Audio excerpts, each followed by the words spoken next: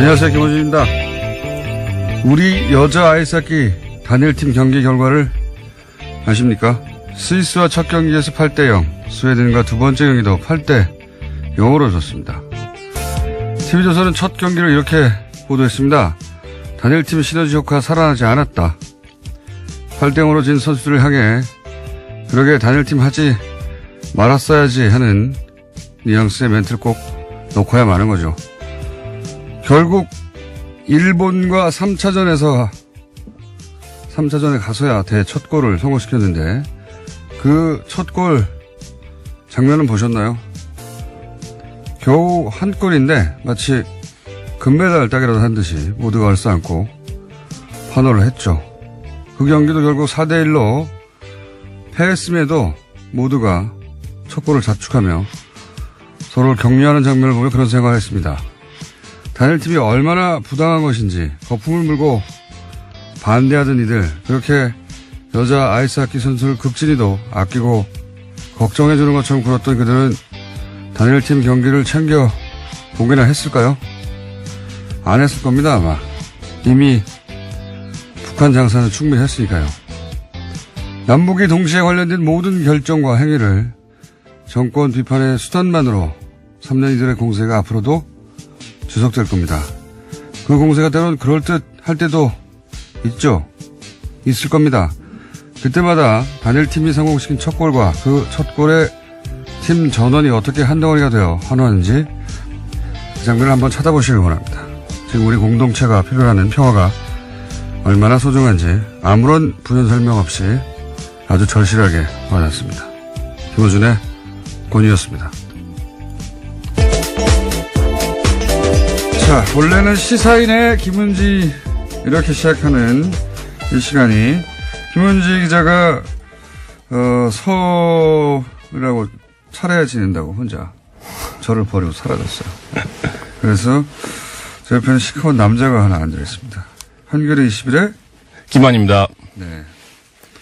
김한 기자를 특별히 선호하는 건 아니고 아무도 없어가지고. 네. 명절 당일에 생방송으로. 네. 가족에게 버림받은 기자가 아닌가 싶어요.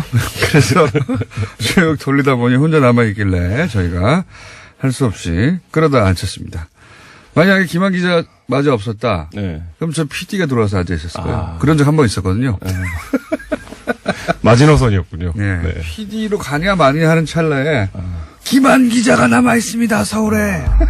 네. 서울 사람. 자, 프로그램 협찬 멘트 한번 쭉 읊어봐주세요. 네. 설날 교통 특집 방송 김어준의 뉴스 공장 명절 특근은 새해에도 안전운전이 최고의 보험입니다. 덕케이 손해보험 에듀카. 운전 좀 할 줄 알면 누구나 스마트폰 내비 올류 매피. 내가 참여하는 개헌 국민헌법을 검색하세요. 국민헌법 자문특별위원회. 차별 법령 정비로 공정한 대한민국을 만들어가겠습니다. 법제처. 디젤차엔 역시 요소수는 역시 정품 유록스에서 함께 해주고 계십니다. 네. 어렵네요. 안 되겠어요. 어렵네요. 네. 예, 고정 어렵겠어요. 자, 설날 아침이기 때문에, 예, 안 들어요, 이거. 예. 어제부터 계속 그 멘트를 하시는 거 아니, 같아요. 어제는 그나마 고속도로에서 이렇게 들으시는 분들이 있다고 문자 많이 왔는데, 느릿느릿 합시다. 네, 천천히. 네. 천천히, 느릿느릿. 어제도 느릿느릿 하느라고 혼자 막 하고 있더니, 네. 저희 PD가 내가 말하고 있는데 끊어버렸어요. 너무 느리게. 네.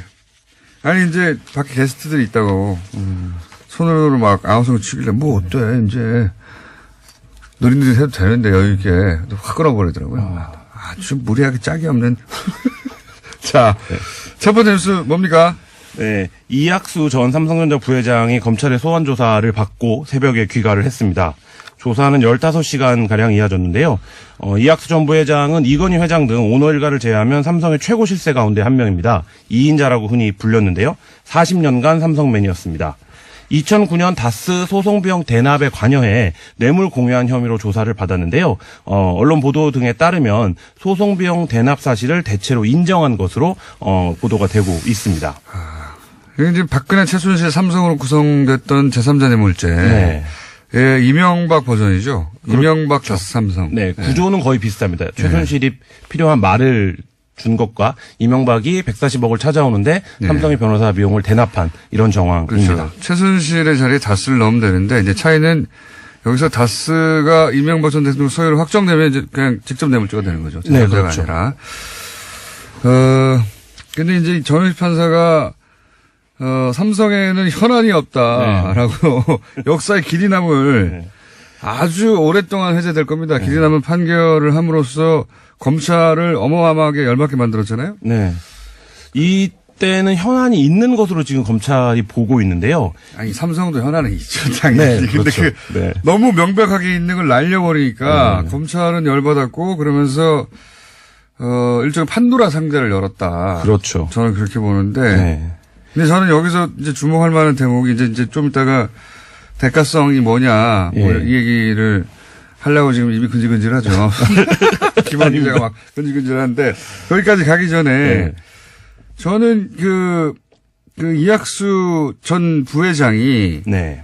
대납을 뭐 대체적으로 인정했다는 거 아닙니까? 현재는 그렇고 압수수색 과정에서 로펌 계약서랑 청와대 문건이 확보됐다 이런 보도도 나오고 그러니까 있습니다. 이제 뭐 부인할 수 없을 정도의 물증이 있어서 그렇죠. 그렇겠지만 이게 그냥 삼성이 잘못했습니다. 할 삼성이 아니란 말이에요. 이때까지 저희가 쭉 수십 년간 보아왔듯이 삼성은 또 어떻게든 빠져나간단 말이죠. 그림을 그리고 왔을 텐데 그 그림이 뭔가 저는 더 궁금했어요. 그러니까 뭐 뇌물 공여자가 이건희 회장, 이건희 회장 사면 얘기 나오니까요. 그렇죠. 대가가 이건희 회장이고 이건희 회장 사면이 대가였다 하더라도 어차피 이건희 회장 처벌은 불가능하잖아요. 이제 그렇죠. 사실상. 네.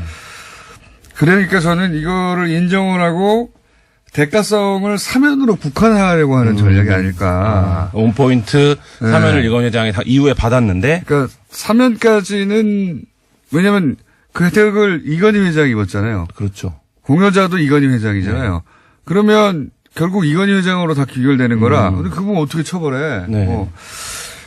누워 계시니까 아파갖고. 사면으로 국한하려고 하는 그거 내가 인정할 테니까 이쯤에서 끝냅시다라고 하는 작전이 아니겠는가 저는 추정을 하는데 그래서 거꾸로 사면은 일도 아니다. 사면은 일도 아니다. 검찰이 그 정도에서 먹고 떨어지면 안 된다고 봅니다.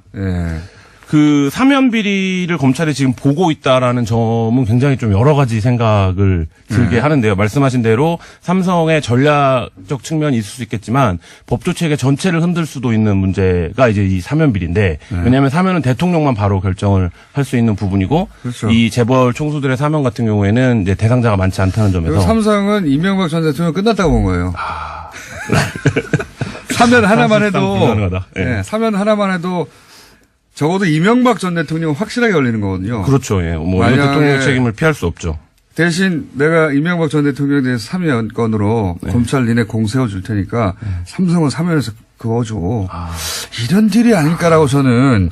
그래서 자꾸 사면 얘기 바로 나오기 시작하잖아요. 그러니까 이게 좀 이례적인데요. 바로 소환을 하면서 사면 비리를 거론을 했는데요. 다스가 사면과 관련돼서 여기가 나오는 게 이번 두 번째입니다. 그 다스의 급성장의 배경에 현대차의 이제 물량들이 있는데 이 현대차의 물량이 급격하게 늘어난 배경에도 당시 이제 이명박 전 대통령 시절에 정몽구 회장의 사면을 고리로 한 거래가 있었던 것이 아니냐 이런 이제 의혹이 제기되기도 했었습니다.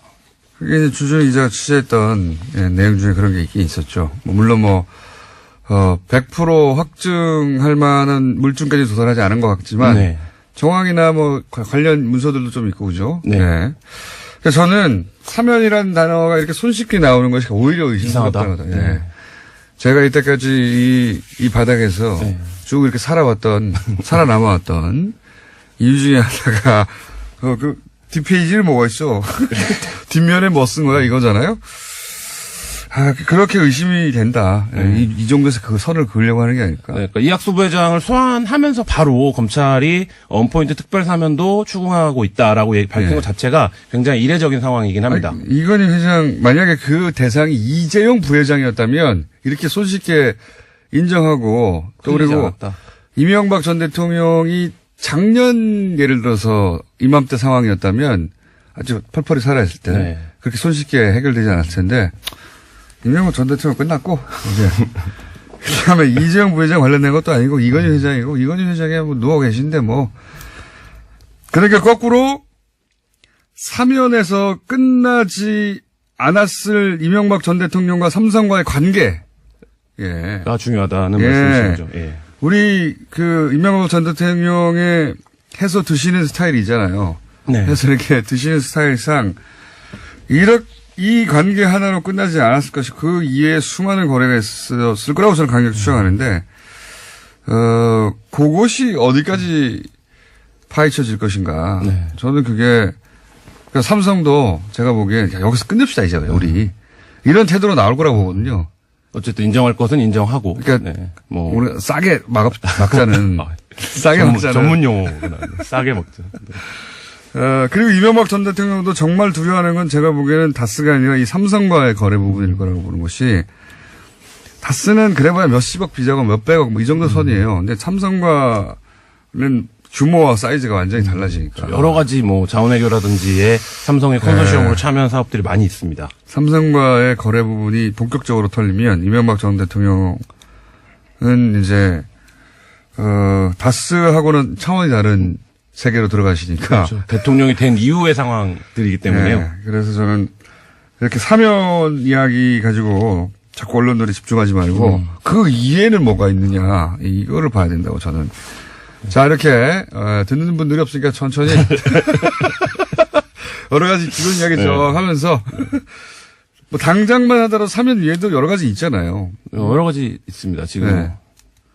그 서울시장 시절에 그 홈프레이닝이라는 다스 자회사가 네. 이시영 씨에게 돈을 이제 저리로 무담보로 빌려줬다는 내용이 보도가 됐었는데요. 이 돈의 실체가 이명박 전 서울시장, 그러니까 서울시장 시절에 했던 뉴타운에서 발생한 수익이다, 이런 보도가 또 나왔습니다. 굉장히 이제 앞으로 이제 이명박스러운 이런 표현이 사전에 등재된다면은 굉장히 좋은 사례로 등록이 될 네. 사건이죠. 네. 거의 뭐 도랑치고 가재 잡는 수준의 사업을 한 건데요. 홈프레이닝은 다스의 자회사로 부동산 개발을 주로 하는 회사입니다.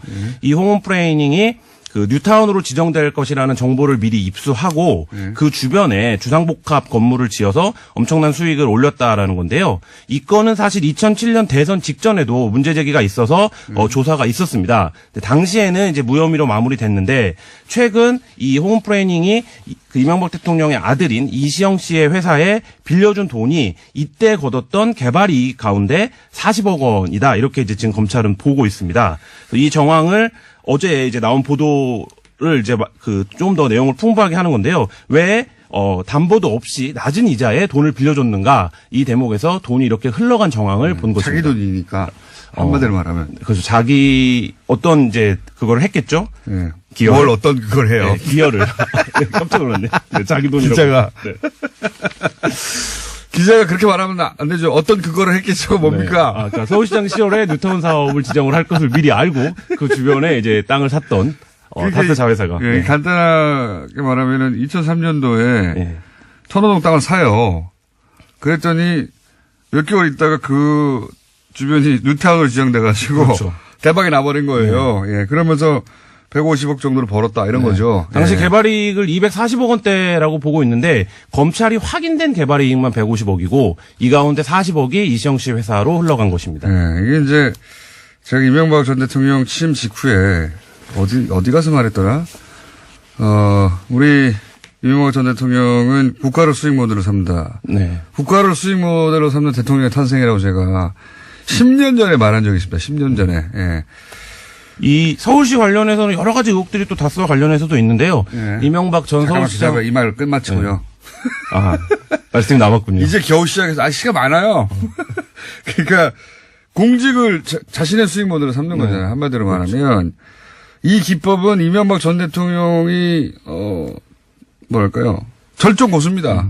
절정 고수인데 요것도 자기 부동산 관리업체한테 이제 땅을 사게 하고 그 땅 주변 시세를 자기가 가진 공적 권한으로 끌어올린 거 아닙니까? 그렇죠. 예, 여기를 뉴타운으로 지정해가지고 그리고 나서 나중에 자신은 그 땅으로부터 나오는 개발 이익을 맛있게 드시고 후에 아들에게 이제 아들이 하는 회사로 네. 흘러 들어오게 한 것이죠. 그러니까요. 근데 이거는 기본적으로 현대건설 사장 그 시절부터 쭉 쌓아온 어떤 기획부동산의 기량이 공직에 가서 만개했다. 절정 고수의 노하우. 예, 그 기량이 공직에 가서 만개했다고 보는데 한편으로는 또 이런 점도 있을 것 같아요. 현대건설 시절에 사기업의 사장. 네. 그때는 항상 공무원들이 뭐 규제를 들이대고 이것 때문에 안 된다 혹은 뭐 뇌물을 줘야 하고 그때 쌓인 울분이 있을 거 아닙니까? 그것을 본인이 그 자리에 가지고 살풀이 한다? 서울시장이 돼서. 네. 그런 관점에서도 볼 수 있고. 어쨌든 이명박 전 대통령 쭉 행정을 보면, 이분은 애초에 저렇게 해서 드시려고 그 자리에 간 게 아닐까 하는 생각이 들 때가 많아요. 뭐 서울시장 시절에도 이외에도 여러 가지 일들이 있었는데요. 대표적으로 뭐 당시에도 의혹이 있었던 게 현대차의 양재동 사옥건을 해결해주고 그렇죠. 네. 다스의 물량이 그때 이제 1,000억대에서 4,000억대가 되는 시점이랑 맞물리는데요.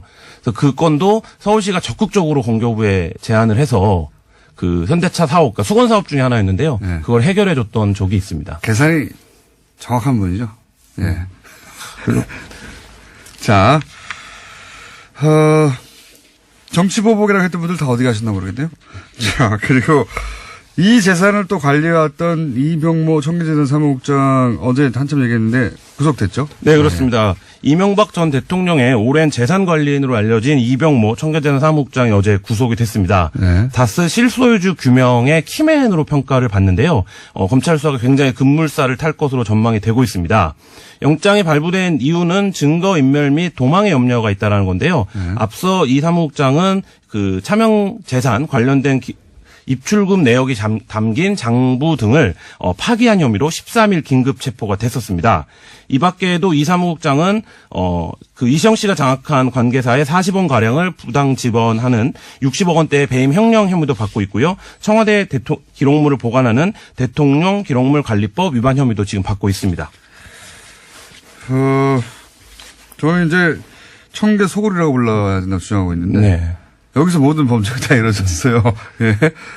이명박 전 대통령의 비자금이나 혹은 뭐 관련한 배임이나 횡령 또는 뭐 차명 재산 관리 등등이 다 혹은 뭐 은닉 대통령 관리법 위반 뭐 그다음에 증거 인멸 네. 여기가 다 본부입니다. 그렇죠. 청계 소굴이에요.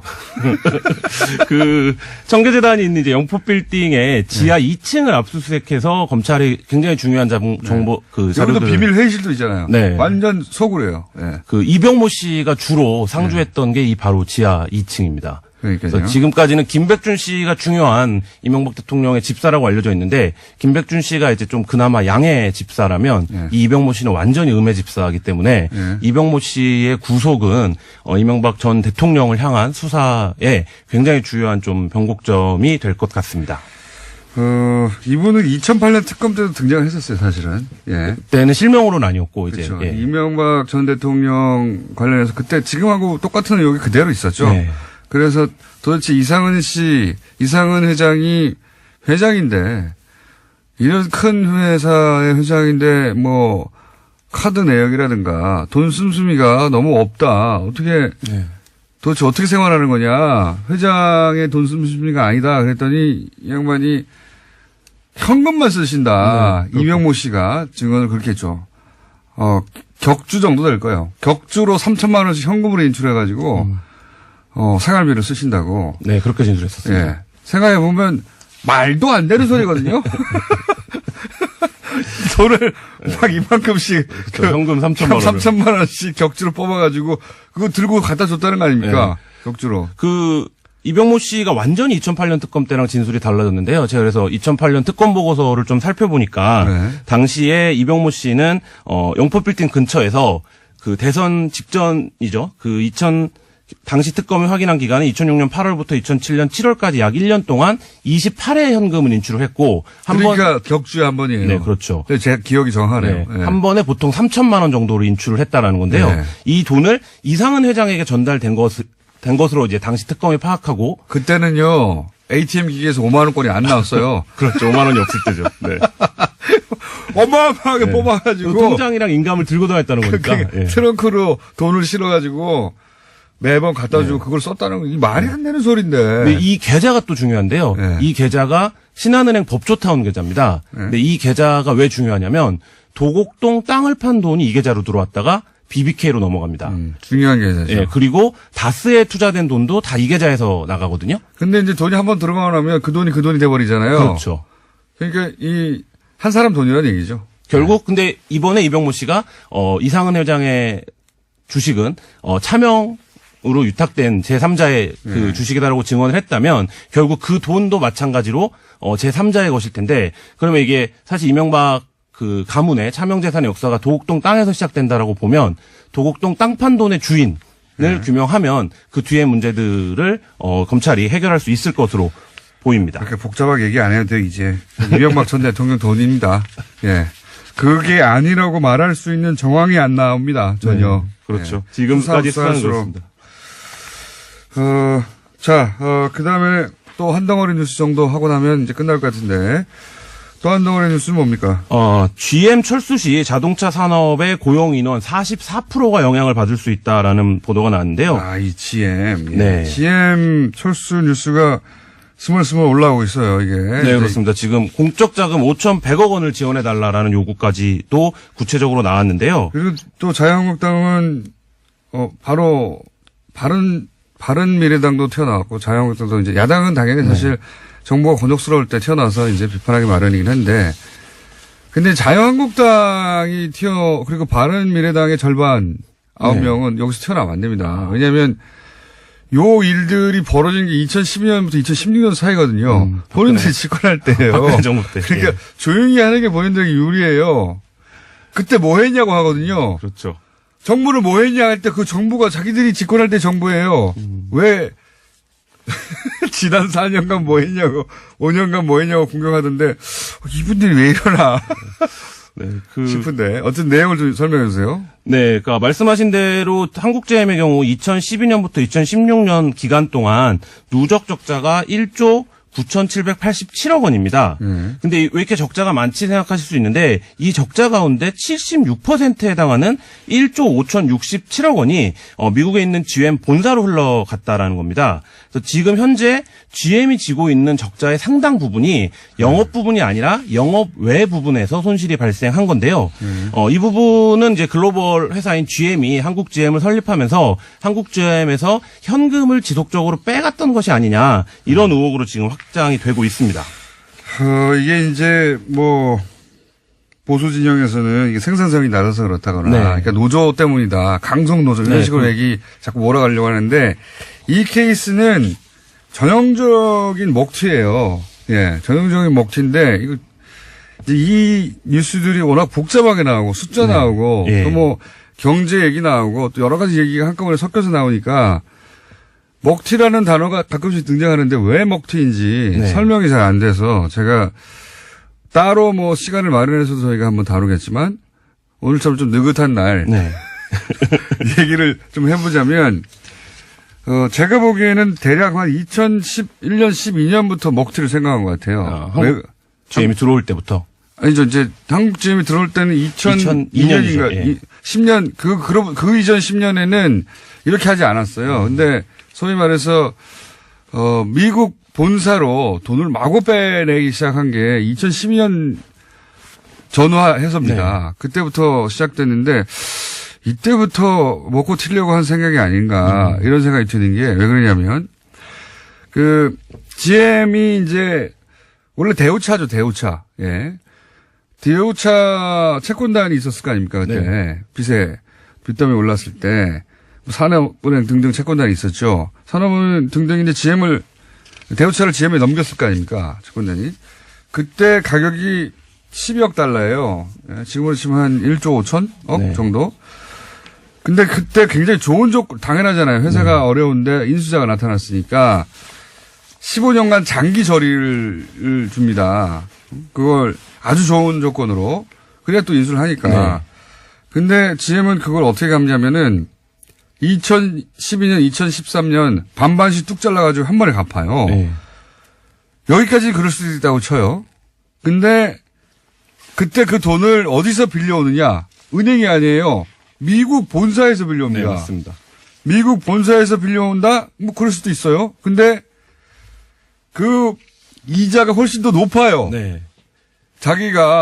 자기들이 채권단에 내야 했던 돈보다 훨씬 더 높아요. 네, 그렇습니다. GM 미국 본사로부터 돈을 차입을 하고 그 이자 비용이 연간 한 5천억 정도씩 2012년 이후부터 나가고 연간이 아니고 이때까지. 네. 예. 나가고 그러니까, 있는 구조입니다, 지금. 그러니까 장기절이 회사 입장에서 보자면 장기절이 있는데 훨씬 비싼 걸로 갈아탄 거예요. 네. 거꾸로 하는 법은 있어도 이런 경우는 없거든요. 그래서 지금 두 가지를 노조에서는 지적을 하고 있는데요. 그 말씀하신 부분, GM 본사에서 차입한 부분에 대한 금융 비용이 너무 과도하다는 점과 또 한 가지는 이게 전형적으로 글로벌 기업이 이제 이 공장을 착취하는 과정이라고 볼 수 있는 게 GM에서 사오는 원자재는 굉장히 비싸게 사주고 한국 GM 공장이 만들어서 수입하는 차량은 GM 본사에 싸게 납품하는 방식을 취하는 겁니다. 그렇죠. 그럼 네, 그래서 본사가 또 이익을. 이게 이제 보니까 좀 들여다보면, 이 뽑아먹고 튀려고 했구나 하는 생각이 자꾸 드는 게, 그 이자 비용을 이렇게 과도하게 5천억을 쓰지 않아도 될 돈을 쓴 거죠. 그렇죠. 근데 그거는 오로지 미국 본사만 이익이고, 그렇죠. 한국 GM은 5천억을 손해본 거예요. 손해본 거니까 이런 결정은 배임이란 말이죠. 근데 한국 GM은 손해를 봐도 상관없는 거예요. 본사 입장에서는. 그랬다는 얘기는 버린다는 거잖아요. 네, 그렇죠. 네. 먹튀 생각하지 않을 수 없고 그런 징후는 방금 말씀하신 대로 한국 GM에서 차를 만들 때 부품이 필요할 거 아닙니까? 근데 그 부품이 미국에서 생산하는 거예요. 그럼 비싸게 사고 또 한국에서 다 만드는 차를 가져갈 때는 자기들은 싸게 가져가요. 네. 당연히 또 손해는 한국 GM만 입는 거예요. 그렇죠. 미국 본사는 손해가 아니고. 그리고 또 이런 것도 있어요. 이게 난 제일 웃기다고 생각하는데 르노 삼성의 1년 연구비가, 개발비가 대략 1,000억 정도랍니다. 근데 한국 GM은 6천억이에요. 한국 GM이 그렇다고 무슨 스포츠카를 매년 막 엄청난 걸 개발해내지 않잖아요. 왜 이렇게 돈이 많이 드나 하고 봤더니 예를 들어서 GM의 전기차가 있습니다. 네. 볼트라고 있습니다. 예. 그 전기차는 한국 GM 돈으로 개발해요. 근데 생산은 미국에서 합니다. 그리고 로열티를 한국 GM이 미국에 내요. 네. 이게 도저히 이해가 안 가는 구조예요. 저는 이게 네, 그러니까 비용은 한국에서 쓰고 이득은 미국에 챙기는 구조가 반복되는 건데 거꾸로 예를 들어서 미국에서 개발한 차가 있어요. 그리고 그걸 한국에서 팔아요. 네. 그러면 그 연구 개발비는 한국에서 됩니다. 네. 그러니까 한국 GM이 쓰고 있는 연구 개발비는 한국 GM이 개발하는 차에 쓰이는 게 다 아니에요. 네. 훨씬 더 몇 배에 이르는 돈은 미국 GM이 가져가기 위해서 한국 GM에게 떠맡기거나 혹은 로열티로 때리거나 하는 돈이에요. 이것만으로도 1조 기억이 안 나네요. 1조 많이 억씩. 1조 8천억 원이 넘습니다. 그래요? 예. 네. 그러니까 적자 대부분은 이렇게 한국 GM이 지지 않아도 되는 적자를 지게 만드는 방식으로 구조를 만든다면 미국 본사가 현금을 땡겨가는 네. ATM 기계 역할을 하고 있는 네, 거예요. 전형적으로 이제 그렇게 했다라고 볼 수 있는데요. 말씀하신 대로 R&D 비용, 전기차 등을 개발하는 굵직한 프로젝트의 연구 비용을 한국 GM이 지불하고 그 생산은 미국 기지에서 하고 또 그다음에 원래 이제 동북아의 생산 기지로 삼으려고 했는데 여기서 생산해야 되는 물량의 상당 부분은 상하이 GM에서 생산하는 방식을 취하면서 한국 GM이 부실화됐다 이런 비판이 제기되고 게다가 있습니다. 이제 트럼프 대통령이 들어서면서 그렇죠. 두 가지 이유로 지금 이렇게 한국 GM이 우리 5천억 지원해주지 않으면 철수할 거야. 이런 협박이거든요. 협박 지금. 그렇죠. 협박을 하고 있는 거예요. 한국 정부에. 한국 정부가 한 15만 명 정도 되는 대량 해고 사태 이걸 감당할 수 있겠어? 이러면서 그리고 미국의 트럼프 대통령이 돌아오라고 하거든요. 외국에 나간 공장들. 좋은 조건에 딜할 수 있는 거거든요. 양쪽으로 딜을 치는 거예요, 지금. 한국에서 정부에서 지원해주면 좀 더 있어볼까? 좀 더 있어봐야 소용없다. 저는 15만 명 때문에 15만 명을 인질로 삼고 있는 거거든요. 네, 고용 인원이 많다라는 보도가 바로 나온 것도 그런 맥락이라고 볼 수 그렇죠. 있는데요. 예. 인질로 삼아서 그렇지만 그 돈 뽑아먹고 또 갈 거예요.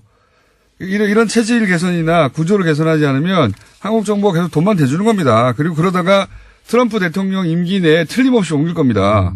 왜냐하면 트럼프 대통령은 지금 애플이나 기타 등등 기업들 다 들여 미국에 돌아오라고 하고 있습니다. 예. GM에도 그런 제안을 했을 것이고 그런 제안을 받고 이렇게 세게 나가는 거예요. 이거 안 받으면 뭐 그냥 우리 가면서 한국GM 미국으로 돌아가면 되지 뭐. 실제 유럽이나 호주에서도 그렇게 철수했거든요. 네. 예. 우리 돌아가요. 돈 줄 필요 없어 이거. 오히려 실업 대책을 세우는 게 낫습니다. 그 돈으로 5천억 원으로. 저는 그렇게 생각합니다. 정부도 굉장히 곤혹스러운 입장인 것은 말씀하신 대로 맞습니다. 왜냐하면 지역 경제나 고용 인원이 직접적으로 가장 네. 타격을 입을 것이 뻔한 상태에서 현재 같은 그 투자 없이 이익만 챙기는 구조가 되면 공적 자금을 투입한들 성과를 내기 어렵다라는 얘기도 동시에 나오고 있어서 정부가 어떤 선택을 할 수 있을지 좀 곤혹스러워 보이는 것이 정부 입장에 곤혹스럽죠. 이건 뭐 저는 그냥 논평만 하니까 보내버려 말할 수 있는데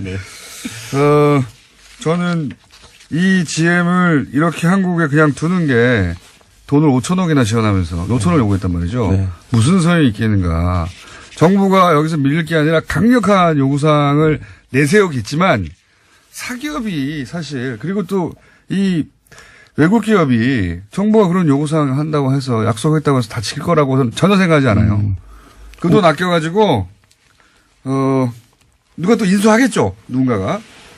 그 인수할 회사에 자금으로 지원하는 게 낫다. 자, 혼자 말 많이 했습니다.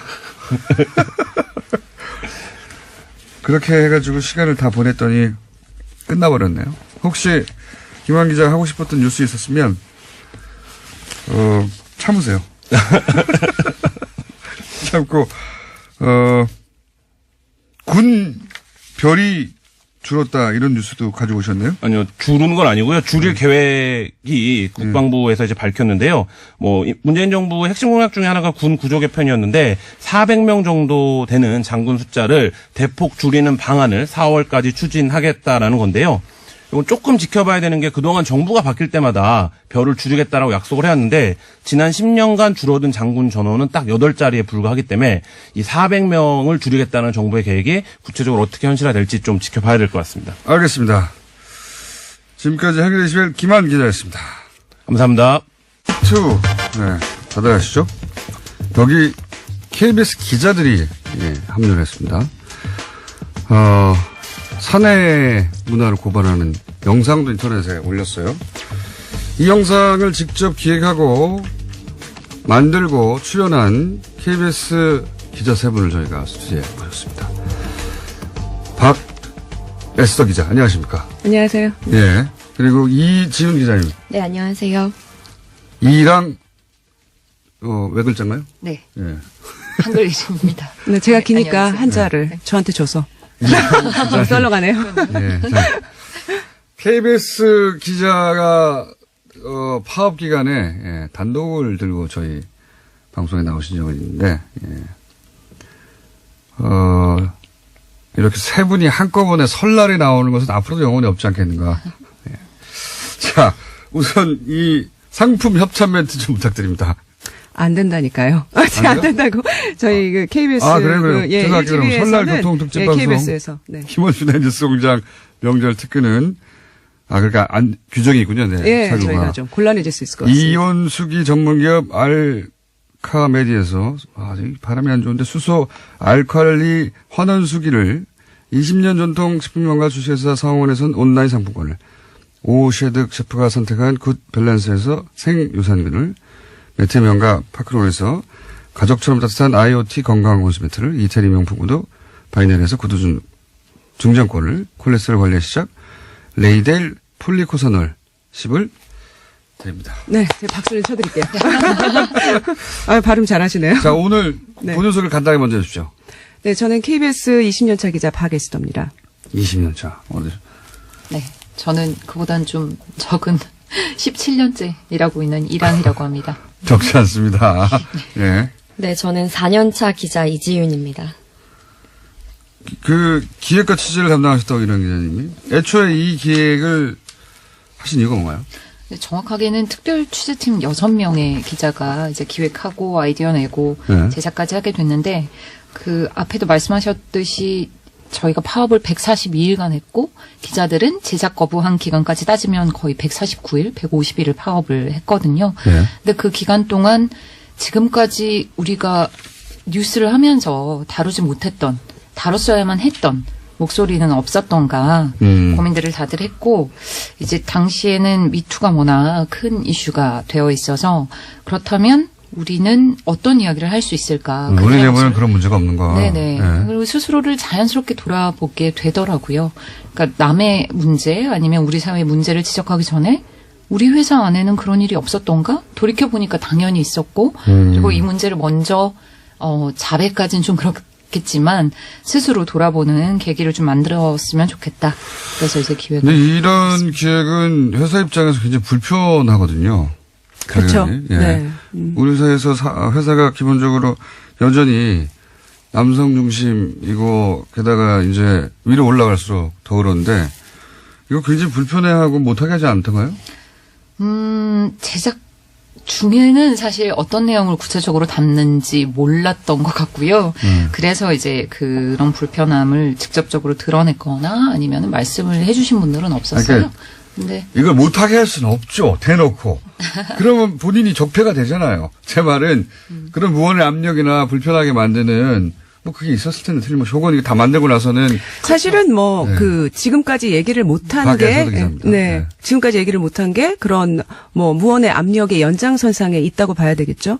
그래서 사실 지금 저희가 만든 동영상을 이제 보신 분들도 있고 안 보신 분들도 있을 텐데 저희가 이제 고발하거나 폭로하는 수준의 사내 성폭력은 어쩌면은 이 사회에 정말 더 많은 말 못하시는 분들에 비하면 낮은 수준일 수 있어요. 그리고 저희가 이제 저희의 취지상 가해자를 밝히지는 않은 상황에서 저희가 영상을 만들었기 때문에 그 부분에 한계를 지적하시는 분들도 있을 수 있고 그런데 이제 그 낮은 수준의 미투임에도 불구하고 우리는 지금 그러니까 여성들이 겪고 있는 여러 가지 문제에 대해서 특히나 가장 기본적인 뭐 성폭력, 성추행, 성희롱 포함해서 이런 것들에 대해서 우리가 이제 앞으로 적극적으로 나서서 말하겠다라는 그런 다짐이자 또 그런 분들의 고통을 우리가 함께하고 공유하고 해법을 같이 찾아 나가겠다는 그런 연대의 표현 이런 것이라고 볼 수 있을 것 같아요. 뭐랄까요 출마 연설에 거의 준하는 일사. 아 그래요? 이게 저희가 이제 앞으로 지속적으로 해 나가겠다는 이건 일종의 선언이죠. 네. 그러니까 더 이상 참지 않겠고 이런 문화에 익숙했다면 만약에 이제는 그렇게 생각하다가는 큰일 난다. 예, 각오해라. 이런 네. 분위기를 만들어 나가겠다는 거고 혹시 이것이 내 잘못은 아니었을까? 참아야 되는 건 아닐까 하는 여성들에게 그러지 않아도 된다.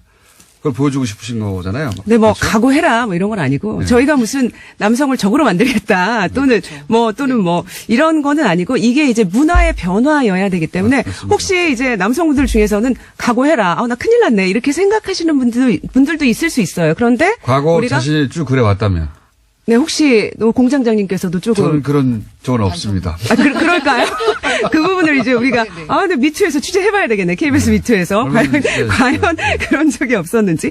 어쨌든 이제 그런 차원이 아니라 우리가 이제 이런 문제를 함께 더 생각하자는 거죠. 그래서 같이 이제 대책을 만들어 가고 사실 남자분들이 이제 남자분들이 이런 문제에 대해서 좀 어려워해요. 어려워도 하지만 무감각해요. 그러면 선은 어딘가. 어디까지가 내가 말할 수 있는 예를 들어 자신이 농담이라고 했는데 상대가 기분 나쁠 수도 있잖아요. 그리고 이제 지금 점점 확립되어 가는 건 그 피해자 입장에서 바라봐야 한다는 거지 않습니까? 이런 이슈는. 그러다 보니까 이제 세 분이나 나오셨으니까 남자들의 입장을 변호라기보다는 한번 얘기해 보자면 그러면 본인이 그런 문제를 일으킨 적이 없는 사람들도 그럼 선이 어디에 있는 것일까? 물론 이건 어려운 문제입니다. 네네. 예, 어려운 문제긴 한데 그래서 그렇게 고민하는 사람들은 사실은 네네. 뭐 양호한 거죠. 그런 고민이 없는 사람들이 일으키는 문제들이 그동안 크게 문제가 되어왔고 그러면 이 영상에 기획하신 분의 뜻은 그랬는데 여기 얼굴을 내놓고 참여하신 분들은 또 다른 생각으로 참여하셨을 거 아니에요. 막내신 것 같은데, 그죠? 네. 네. 특히나 20년 정도 되면 산전수도 다 겪었기 때문에 저기 박에스터 아직 여전히 힘듭니다. 네. 박에스터 기자 같은 저도 경우에 막 튀어나와서 이렇게 머리도 들이박을 수도 있는데 이렇게 젊은 기자분은 용기가 더 필요했을 것 같아요. 일단 제가 일한 지는 이제 막 4년 차가 됐는데, 길지 않은 시간 동안 느낀 게 너무 많았어요. 일단, 기본적으로 이 언론계나 방송계의 성추행이나 성희롱 문제를 좀 대수롭지 않게 여기는 남성 중심 문화죠, 사실. 네, 그런 좀 후진적인 문화가 있고. 그게 문제인지조차 인식하지 못하는, 문제였는데 숨기는 게 아니라 그런 분들도 있겠죠. 근데 아예 그렇죠. 이 정도는 문제가 아니라고 생각하는 문화가 있죠. 예. 그렇죠. 그리고 그런 것도 감내하지 못하면서 네가 어떻게 기자를 하냐. 그렇게 마음이 약해가지고. 취재원들을 앞으로 어떻게 대할래. 취재원들 대부분이 남잔데. 그런 얘기도 많이 듣고.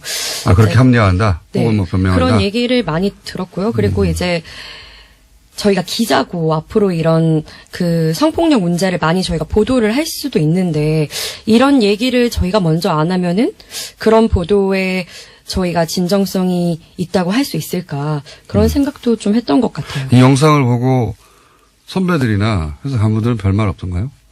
일단은 나가기 전에 약간의 좀 뭐라고 해야 되나? 좀 이런 것까지 나가야 되나 하는 그런 위에 불편하겠죠, 당연히. 그런 문제 제기가 있었고요. 그런데 이제 저희가 파업 기간 이후에 저희의 이제 여러 가지 태스크포스 중에 하나로 이것을 내기로 했기 때문에 일단은 존중되어서 인터넷 뉴스에 나갈 수 있었어요. 네. 그래도 나왔다는 게 다행이네요.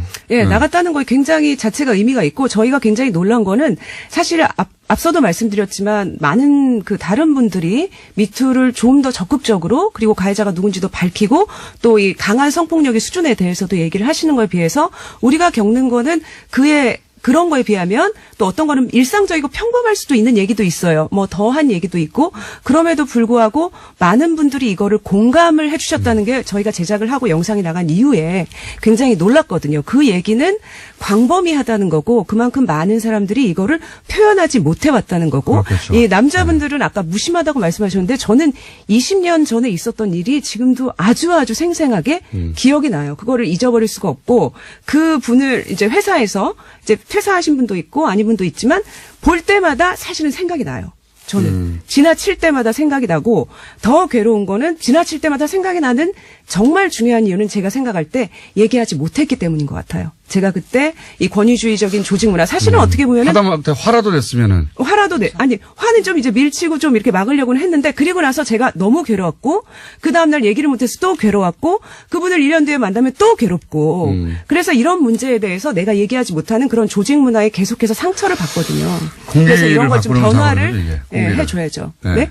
이게 공기를 바꾸는 작업인 거죠, 말하자면. 네. 그런 분위기를 극복하는 게 특정인을 상대해서 고발하거나 고소하거나 화를 내는 것보다 훨씬 어렵거든요. 전반적인 분위기. 그렇죠. 예, 문화를 바꾸는 것은 훨씬 어렵죠. KBS 기자들, 현업에 있는 기자들이 직접 얼굴을 내고 이런 일을 했다는 건 공기를 바꾸는 데 기여하는 거죠. 그 사례가 굉장히 자극적이고 또 엄청나가지고 사회적 이슈가 되는 경우도 있지만 사실은 금방 잊혀지거든요. 근데 이제 현업에 있는 기자들이 이렇게 직접 나서서 공기를 바꾸는 작업을 하면 이건 오래 가죠, 아주. 네. 그래서 아마 그걸 본능적으로 아는 사람들이 박수를 치는 게 아닐까. 그래서 모시기도 했고요. 협찬 멘트가 있네요, 또. 잠깐만요.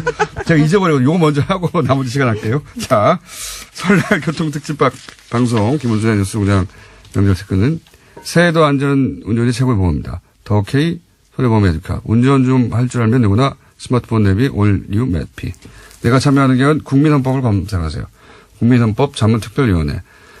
차별 법령 정비로 공정한 대한민국을 만들어가겠습니다. 법제처. 디젤 차인 역시 요소수는 역시 정품 리녹스. 깁니다. 자, 시간 남았어요? 제가 하도 못 믿어서 PD가 중간에 시킵니다. 네. 못하고 끝날까봐. 예. 구체적 사례는 사실 동영상에 제가 일부러 말씀 안 드리는 게 동영상에 올라와 있고 또 2탄까지 했죠. 네. 3탄, 4탄도 있습니까? 얼굴을 스스로 드러내지 못하고. 그럴 수도 있죠. 하는 네. 분들 얘기도 다룰 예정이고요. 그리고 아까 얘기하셨던 남자 기자들, 그럼 어디까지를 얘기할 수 있냐 말이냐. 이게 뭐가 문제인 것이냐. 이 부분도 아마 계속해서 다루게 될 것 같아요. 약간만 변호하자면 그 입장에 서보지 않았기 때문에 정말 모르는 것도 있어요. 네. 변명이 아니라. 예. 그래서 좀 남자분들이 대부분 헷갈리시는 것 중에 하나가 이제 외모에 대한 얘기를 하면은 그게 왜 이렇게 기분이 나쁘냐. 그걸 칭찬한 건데. 네, 칭찬한 건데 네. 그거에 대해서 제가 오늘 이 공장장님이 하신 뉴스 공장에서 꼭 얘기를 좀 하고 싶다 생각했던 것이 시간이 끝나가고 있습니다. 끝나